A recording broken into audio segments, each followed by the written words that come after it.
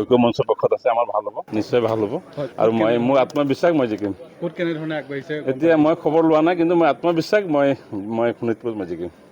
মই ফুল্লি আত্মবিশ্বাস আছে, মই জিকিম। ৰাইজে মতদান কৰিছে, ৰাইজৰ মনৰ কথাবিলাক মই জানিছোঁ, ৰাইজৰ মাজলৈ গৈছিলোঁ।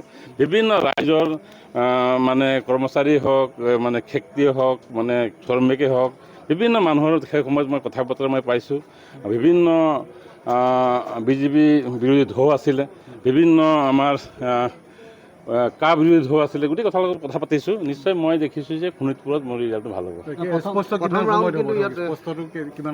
এতিয়া কাউণ্টিং যিমান সোনকালে হয় না, তাৰপিছতে ওলাব। প্ৰথম ৰাউণ্ডত কিন্তু আচলতে আপুনি অলপ পিছ এইটো মই নাজানো মতে লাষ্ট মমেণ্ট, তাৰপিছত লাষ্ট মমেণ্টলৈ যাওক। গতিকে লাষ্ট মমেণ্ট যদি হ'ব ৰিজাল্টত মই কিন্তু 50,000, মোটামুটি 50,000। আপুনি পূজা পাতল কৰি আহিছে পুৱাতে, ভগৱানৰ আশীৰ্বাদ হয় বিচাৰিছে ভগৱানক। মই বিশ্বাস কৰিছোঁ ভগৱানৰ মোৰ জয়টো নিশ্চিত হ'ব লাগে, আৰু ৰাইজৰ কাম কৰিব যে মই পাৰোঁ।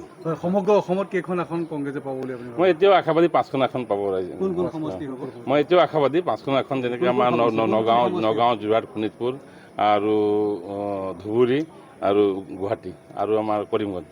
সেইখন পাব। হয়, নিশ্চয়।